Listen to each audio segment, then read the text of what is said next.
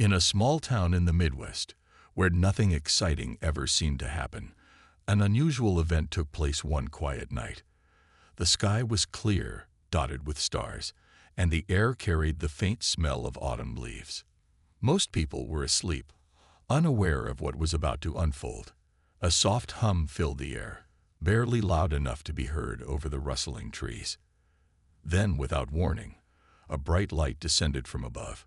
It wasn't like anything anyone had seen before, a smooth silver disk that hovered silently before touching down in an open field just outside town. Ethan Carter, a quiet man in his mid-30s, was one of the few awake at that hour. He worked as a mechanic and often stayed up late tinkering in his garage. That night, he was elbow-deep in grease, fixing an old truck engine. When the light appeared through his window, he paused, wiping his hands on a rag. At first, he thought it might be lightning or maybe a plane flying too low. But the glow lingered longer than it should have, and there was no sound, no thunder, no engines roaring. Shaking his head, Ethan muttered to himself, probably some government thing, and went back to work. He didn't think much of it after that. A few miles away, Clara Hayes was wide awake too. She loved stargazing and spent many evenings on her porch with a telescope, gazing at distant constellations. Clara was a high school biology teacher, but her real passion lay in understanding the mysteries of the universe. As she peered through her lens that night, she noticed something strange. A bright object was moving across the sky, but not like a satellite or meteor. It moved slowly, deliberately, until it disappeared behind the horizon. Her heart raced. Was it possible? Could it really be an alien spacecraft? Clara hesitated for a moment, then grabbed her jacket and binoculars. Her husband, Daniel, called out sleepily from their bedroom, asking where she was going. "Just checking something," she replied quickly. "Go back to sleep." Daniel grumbled but didn't argue. He knew better than to try stopping her when she got curious. The field where the craft had landed was dark and empty, surrounded by tall grass swaying gently in the breeze. Clara approached cautiously, her flashlight cutting through the shadows. There was no sign of anyone or anything around. Just as she started to doubt what she'd seen, she heard footsteps behind her. Turning quickly, she saw a figure emerge from the darkness. It was Ethan, looking equally startled. "What are you doing here?" They both asked at the same time, then chuckled nervously. Before either could explain, a sudden noise made them freeze. From the corner of the field, something shimmered into view. It was tall and translucent, its form shifting like water under moonlight. Its eyes, if they could even be called that, glowed faintly, locking onto Ethan and Clara. "You've been chosen," the being said in a voice that echoed strangely, as if coming from everywhere at once. Chosen? For what? Neither of them dared to ask. All they knew was that their lives were about to change forever, and that this visitor had picked them for reasons neither could yet comprehend. The next morning, Ethan woke up with a strange feeling in the pit of his stomach. His garage was exactly as he'd left it. Tools scattered across the workbench, the old truck still sitting under a tarp, but something felt off. The air seemed heavier, charged with an energy he couldn't quite explain. He shook his head, trying to shake the unease, and poured himself a cup of coffee. Maybe it was just lack of sleep, he thought. After all, seeing whatever that thing was last night had been unsettling enough. But things only got stranger as the day went on. When Ethan returned to his garage later that afternoon, he noticed something odd. His tools, which he always kept neatly arranged, were now laid out in patterns he didn't recognize. Wrenches formed circles around screwdrivers. Pliers pointed inward like arrows toward the center of the bench. At first, he wondered if someone had broken in and played some kind of prank. But nothing else was disturbed, and there were no signs of forced entry. It made no sense. That evening, while working on another car, Ethan heard it, a faint whisper, barely audible over the hum of the fluorescent lights above him. He stopped what he was doing and looked around. The garage was empty. Still, the whispers continued, soft and indistinct, as though they came from everywhere and nowhere at once. "What the hell?" Ethan muttered, rubbing his temples. For a moment, he considered calling someone, anyone, to tell them what was happening. But who would believe him? Later that night, unable to ignore the growing curiosity gnawing at him, Ethan decided to go back to the field where he'd met the strange being. He wasn't sure why. He just knew he needed answers. As he approached the spot, the same shimmering figure appeared before him, materializing slowly as if stepping out of thin air. This time, Ethan didn't run. Instead, he stood frozen, staring at the alien. "You are remarkable," the being said, its voice calm but echoing strangely in Ethan's mind. "Remarkable," Ethan repeated, his voice trembling slightly. "I'm nobody special, just a mechanic living in a tiny town." The creature tilted its head, studying him intently. "You see yourself as ordinary. That is what fascinates us most about your species." "Us?" Ethan asked, confused. "We are observers," the being replied. "My name is Cal. We have come to learn about humanity, not your machines or buildings, but your essence. And you, Ethan Carter, are unique." Ethan laughed nervously. "Unique? You've got the wrong guy. Trust me." Cal didn't respond right away. Instead, it reached out a hand, or what looked like a hand, and touched Ethan's shoulder. In an instant, images flooded Ethan's mind. Memories of his childhood, moments of joy and pain, dreams he'd long forgotten. He staggered backward, gasping for breath. "What did you do to me?" he demanded. "I merely showed you pieces of yourself," Cal said calmly. "There is greatness within you, Ethan. You simply refuse to see it." Meanwhile, Clara Hayes was having her own share of strange experiences. Since that night in the field, she hadn't been able to stop thinking about the encounter. Every time she closed her eyes, she saw flashes of light and heard fragments of Cal's words. She tried to focus on teaching her biology class the next day, but her mind kept wandering. Something about the whole situation felt important. Her suspicions deepened when she noticed changes in the world around her. Birds flew erratically in the sky, their usual patterns disrupted. Dogs barked incessantly at nothing, their hackles raised. Even the plants in her garden seemed different. Some grew faster than they should, while others wilted overnight. None of it added up, and Clara couldn't shake the feeling that these anomalies were connected to Cal. Determined to find answers, Clara began documenting everything. She wrote down every odd occurrence, took photos of the strange plant growths, and even recorded audio of the restless animals. Her husband, Daniel, watched her with concern. "Clara, maybe you're reading too much into this," he said one evening as she pored over her notes at the kitchen table. "It could just be a coincidence." "No, it's not," Clara replied firmly.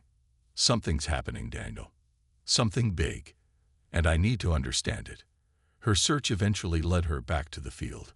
She arrived just as Ethan was leaving, looking pale and shaken. Startled, they exchanged awkward greetings before Ethan blurted out, "You saw it too, didn't you?" Clara nodded. "The thing. Cal. Whatever it is." Relieved to finally have someone to talk to, Ethan explained everything that had happened to him. The rearranged tools, the whispers, the encounter in the field. Clara listened intently, her expression growing more serious with each word. "This isn't random," she said when he finished. "Cal mentioned observing humanity. What if we're part of some kind of experiment?" Ethan frowned. "An experiment? On us?" "It makes sense," Clara insisted. "Think about it. The weird stuff happening around town. The animals acting strange. The plants growing differently. It's all connected. They're testing us, learning about us." Though skeptical at first, Ethan found himself agreeing with Clara. If Cal truly wanted to study humanity, then their small town might be the perfect place to start. But what did that mean for them? Were they guinea pigs, or was there something bigger at play? As the sun set and darkness fell over the field, Ethan and Clara stood side by side, both lost in thought. Neither of them fully understood what was going on, but one thing was clear: their lives would never be the same again. Whatever Cal's intentions were, they were determined to uncover the truth, even if it meant facing fears they didn't know they had. Over the next few days, strange things began happening all over town. Crops in nearby fields grew unnaturally fast, some doubling in size overnight. Lights flickered unpredictably in homes and businesses, even when no storms were brewing.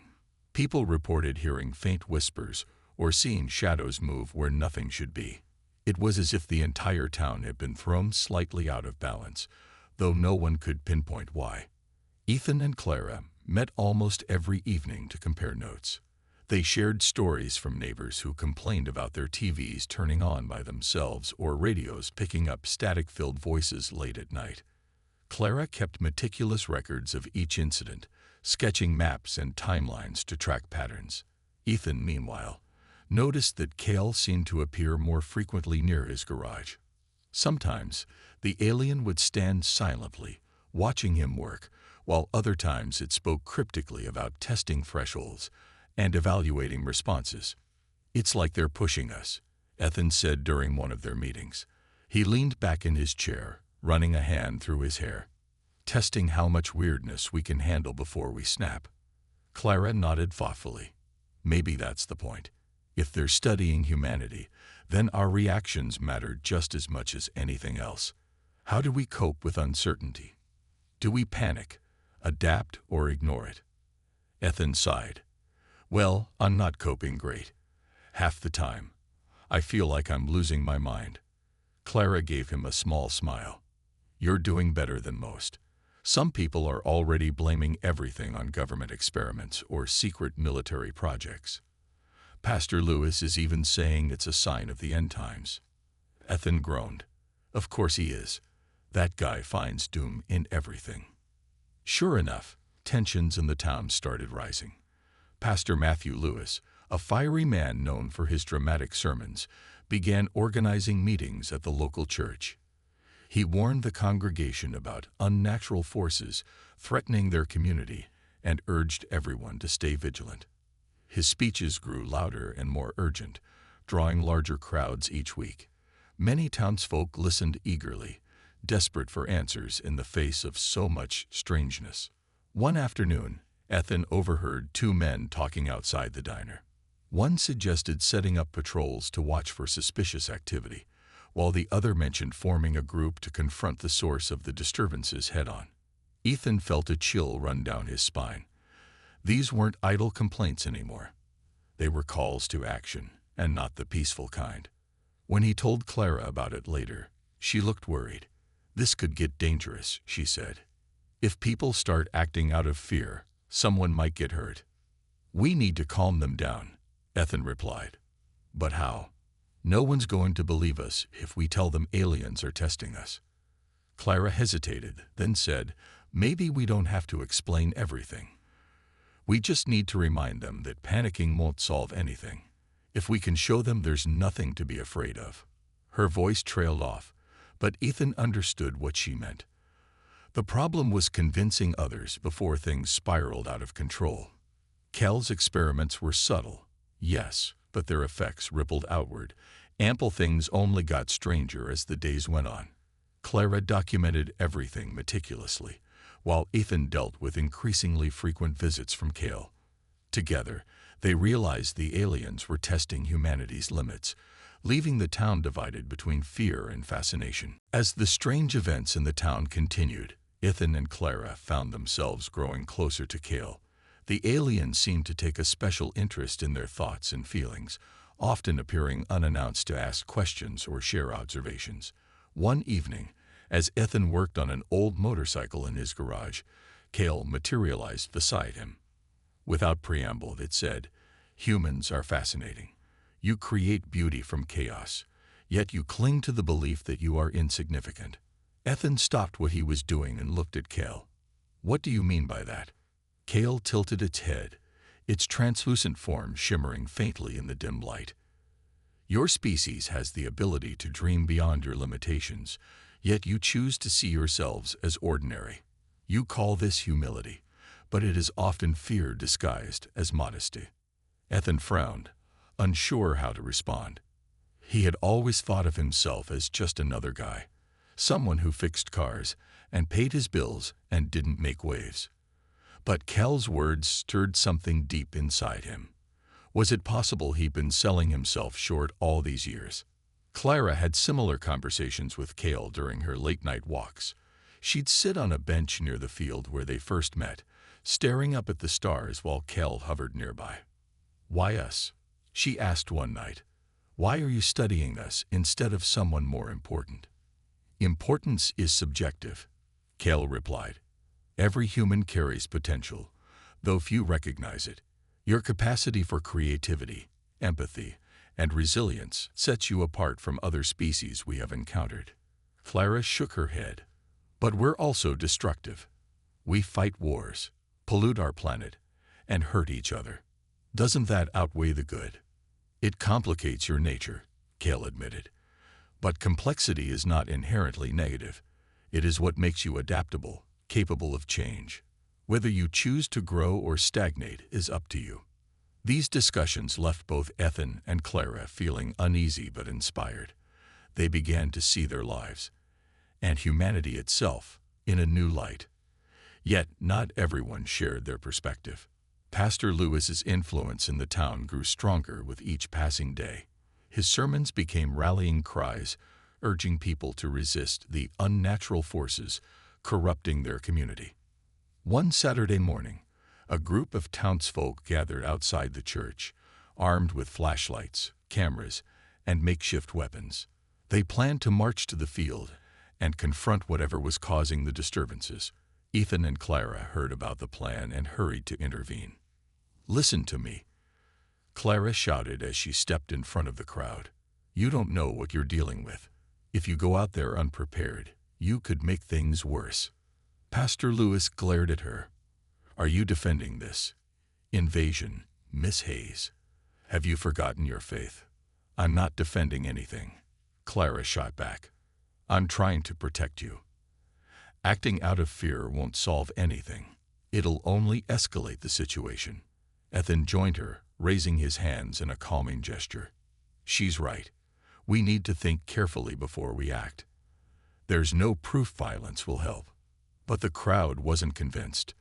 Fueled by fear and anger, they pushed past Ethan and Clara and headed toward the field. When they arrived, they found Cal waiting for them, its glowing form towering above the grass. Some members of the group screamed and backed away, while others raised their weapons threateningly. Before anyone could attack, Cal emitted a soft pulse of energy that disarmed the group without causing harm. Tools clattered to the ground, and flashlights sputtered out. For a moment, everyone stood frozen in awe or terror.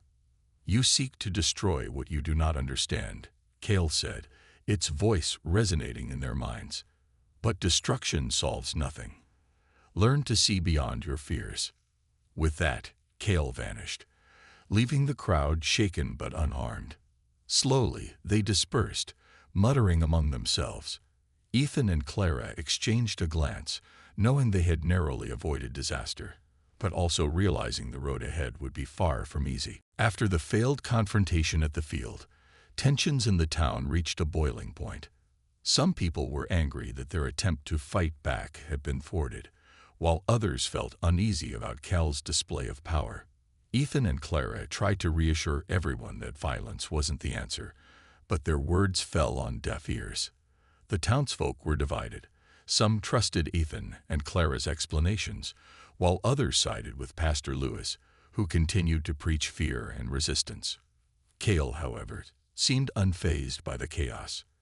During one of their meetings, it told Ethan and Clara that its mission was nearing its final stage. "We will conduct one last test," Cal explained. "It will reveal the true nature of your species, their strengths, weaknesses, and capacity for growth." "What kind of test?" Clara asked cautiously. "It will amplify human emotions across the town," Cal replied. "Fear, anger, love, regret, all will be heightened. How you respond will determine much." Ethan frowned. That sounds dangerous. What if people hurt each other? It is a risk, Cale admitted. But understanding comes through challenge. You must trust that your species is capable of rising above.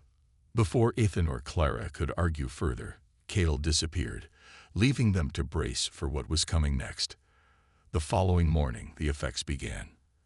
At first, they were subtle. A child throwing a tantrum over a spilled glass of milk, a neighbor snapping at another over a misplaced fence post. But as the day wore on, the emotional storm intensified. In the grocery store, a woman broke down crying in the cereal aisle, overwhelmed by memories of her late mother. Down the street, two friends argued loudly over an old misunderstanding, their voices carrying through open windows. Even normally calm individuals found themselves lashing out or retreating into silence. The entire town was unraveling, thread by thread. Ethan struggled to keep his own emotions in check. Old insecurities bubbled to the surface. Doubts about his worth, regrets about missed opportunities. He snapped at Daniel when the man stopped by his garage to ask for help fixing a tractor. "Can't you see I'm busy?" Ethan barked, instantly regretting it as soon as the words left his mouth. Clara faced her own challenges.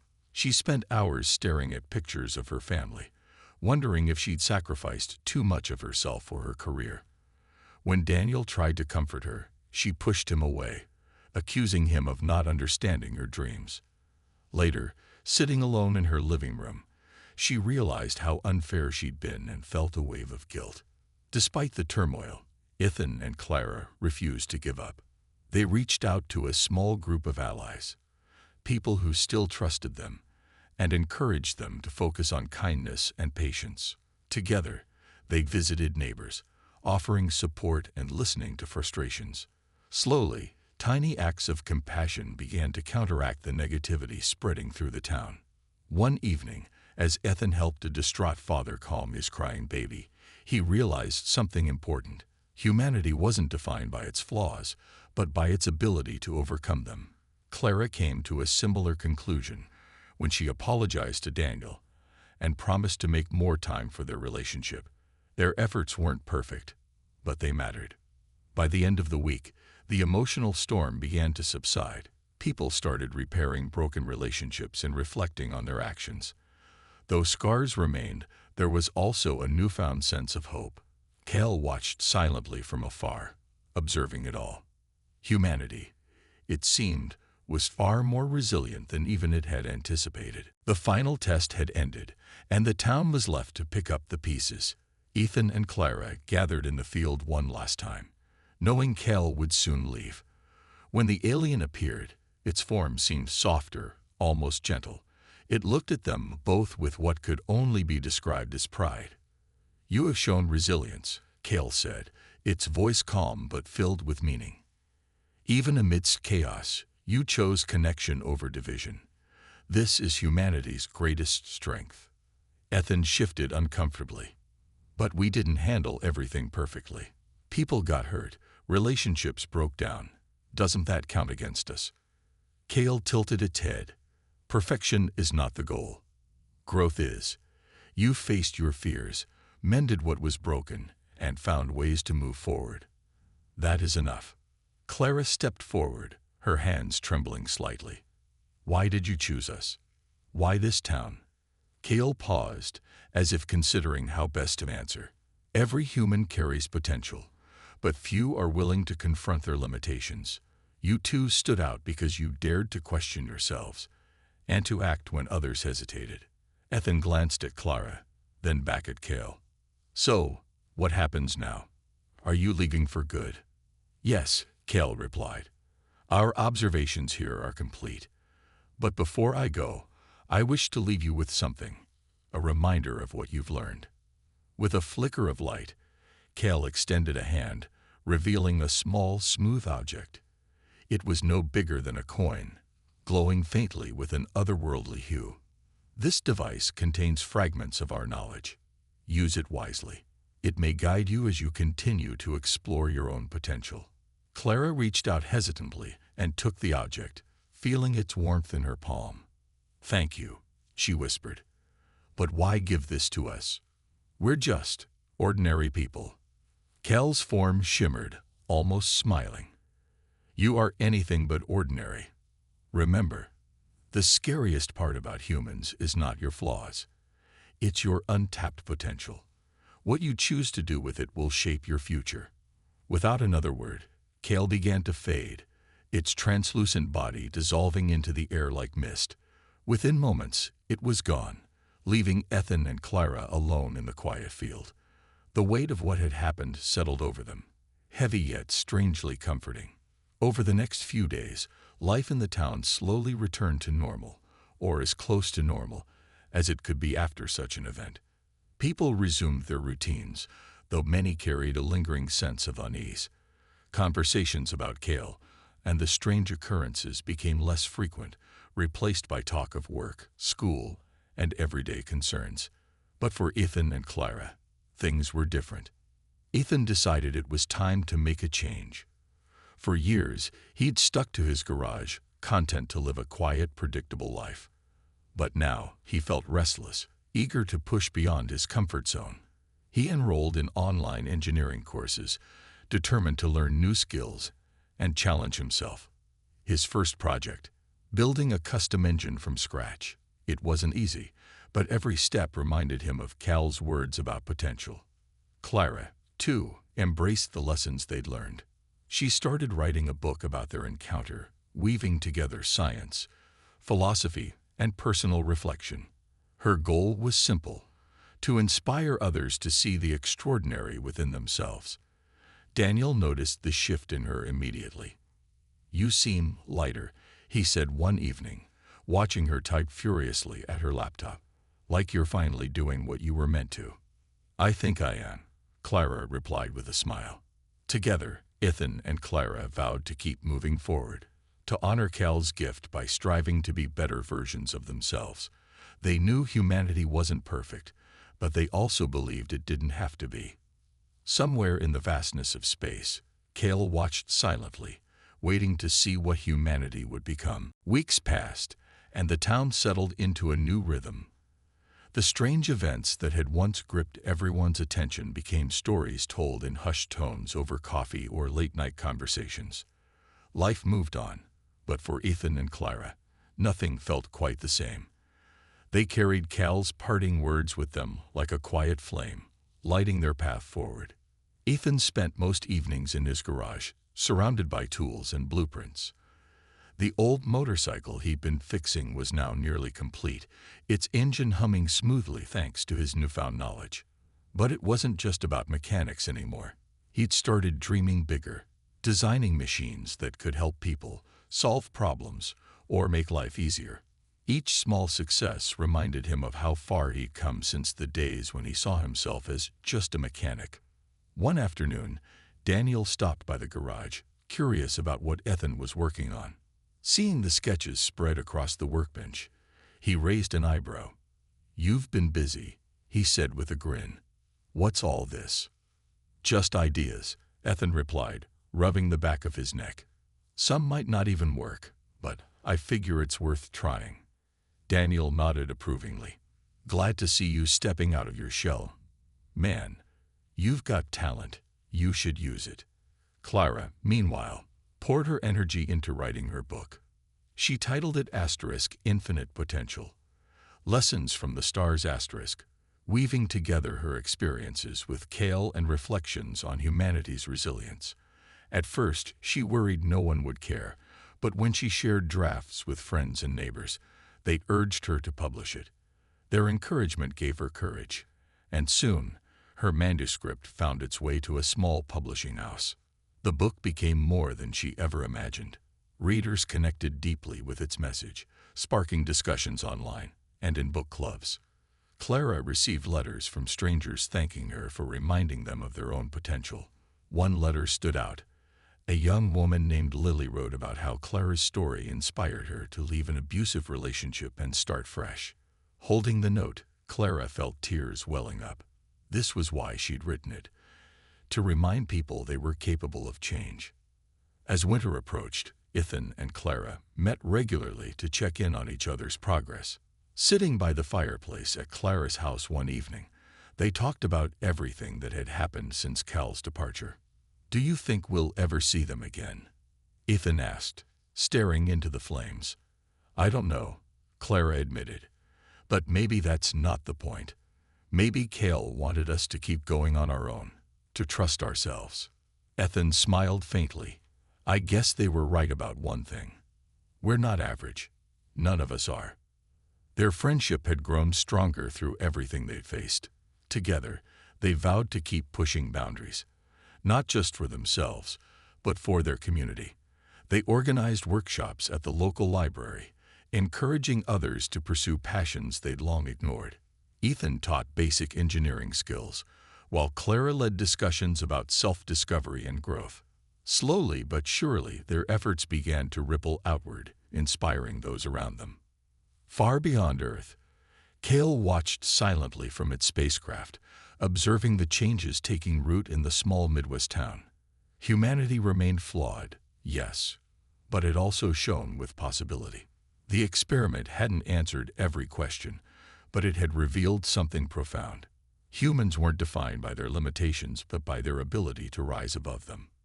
And so, as the stars twinkled above, Cal prepared to move on to the next world, carrying with it a renewed sense of hope.